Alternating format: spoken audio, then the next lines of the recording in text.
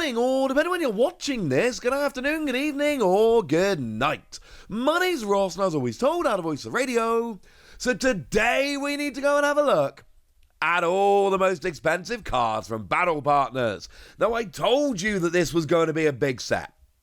And I told you that this was going to be a set full of hits. And it wasn't exactly some magic prediction that nobody else could have made. This was being signposted a mile off. But that is exactly what's happened. So I actually want to start off with joint number 12 here.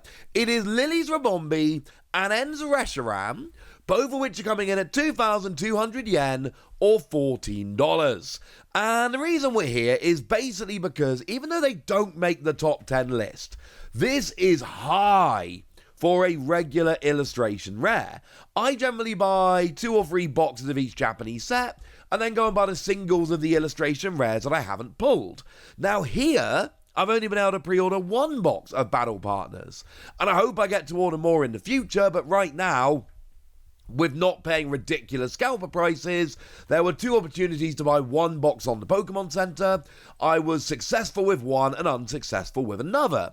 So I sit here with 1 box on pre-order. And this is important to me because I kind of need to pull these 2 illustration rares because $14 isn't much when you're looking at other secret rares, but for a regular illustration rare and having to buy multiples of them, yeah, it really, really is. For what it's worth, they are actually above the special illustration rare of Volcanion, which comes in at about 2,000 yen. So make no mistake about it, we have 2 illustration rares in this set, which are frankly a very big deal. Now we need to look at number 11. Number 11 is Full Art Zoroark, which as I record is coming in at about 2,400 yen, which is about $15. And we need to look at number 11 here because some of you won't count number 10 as an actual number 10 from the set, so that's where we are. And again, this was something I predicted, which was a very easy prediction to make. Full arts generally aren't that popular. Full arts in Japan, not that popular, not that expensive, people aren't loving them. But of course here we've gone and put the trainer N on the card, and that has massively, massively elevated how much people want it. Plus it seems pretty playable. So in at number 10, we've got the promo Wattrel, Iono's Wattrel, coming in at 3,300 yen, which is $21. More than half of a booster box. And the reason I'm not sure everybody's going to count this is because this isn't actually in the set. This was the buy a box pre-order promo, whereby if you pre-ordered a box of the set on the Pokémon Center and maybe some other places, you got yourself this promo. I only pre-ordered one of the boxes, but I did get this promo. I've got one of these promos on the way. We don't know if this promo is ever going to be released anywhere else. It is an Iono promo. It's beautiful.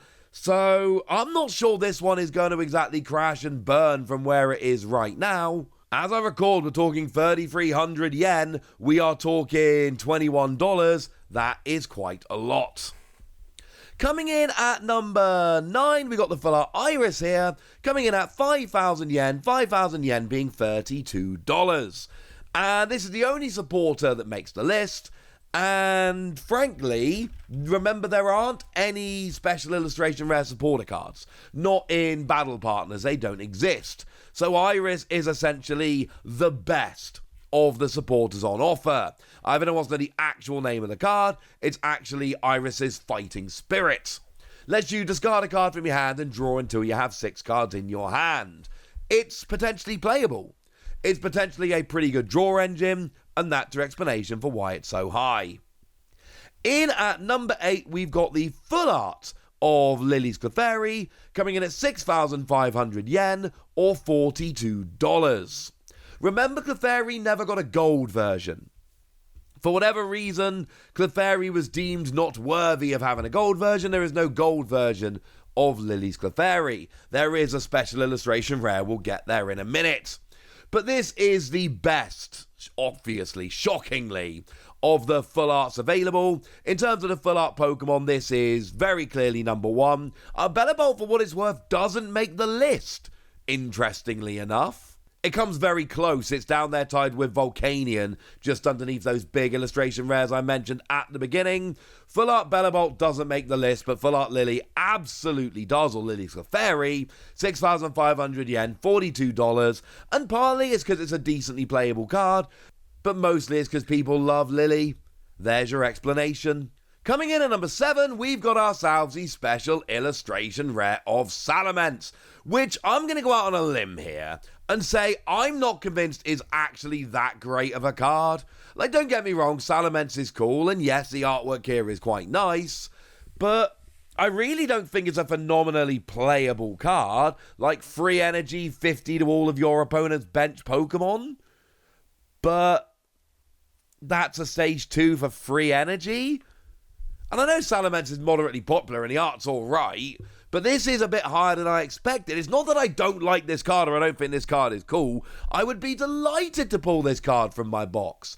But there's nothing on the face of it that really jumps out as special to me about this, and yet it ends up pretty high. And that one's coming in at like 7,000 yen, which is $45.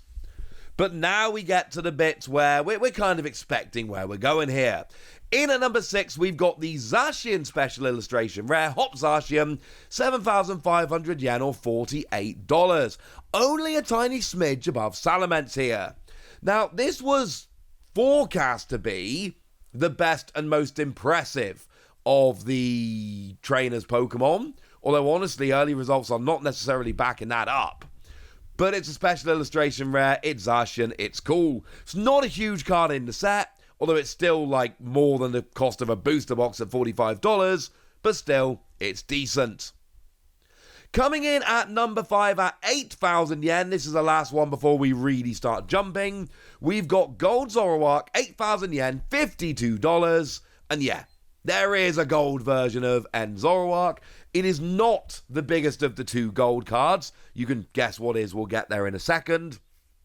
But right now, it's N Zoroark. It's a decently playable card, but it's also N, and it's a gold card, which means it's got a very low pull rate. And you mash all of this together, and you end up with a very sought-after card, but not one of the very biggest in the set. Because in at number 4, we got the other gold card, it's Gold Bellibolt, and here we see a massive jump, 17,000 yen, $110. Or to put it another way, it's basically free booster boxes. And this is the part of the video, the top 4 here, we have seen a big jump. There are 4 big cards in this set. There are 4 cards in this set, which could be the number 1 in a lot of other sets. And then one which is like one of the biggest cards we've seen in the game for a long time. And here what we've got is, and remember, Full Art Lily's Bellibolt is not on this list. So it's not necessarily a playability thing, because if it was a huge playability thing, we would see that all versions of Iono's Bellibolt are on the list. But that's not the case. Iono's Bellibolt is a borderline playable card. It's doing alright in City Leagues right now. But make no mistake about it, people love Iono. These gold cards, I've never been a huge fan of the gold Pokemon, I'll take them or leave them, but they are obviously, with the coloured trainer in them, so much better in this set, and this is by far the best of them. In at number 3, we've gone up to 26,000 yen for Zoroark, which is $165. That is a ridiculous amount of money. That is a huge special illustration rare, and it's the 3rd biggest in the set. And it's like we talked about before, N is popular, Zoroark is popular. The deck over in Japan is seeing some play, but it's not proven to be a great card. It's doing alright. But it's N and it's Zoroark, and it's a lovely special illustration rare, and that's your explanation. In at number 2, we've got Iono's Bellibolt at 45,000 yen or $290. This is number 2. This isn't a number 1 card in the set. This is number 2. If you want a comparison, this is higher than Pikachu. Pikachu right now is sitting at 43,000 yen. This is sitting at 45,000 yen.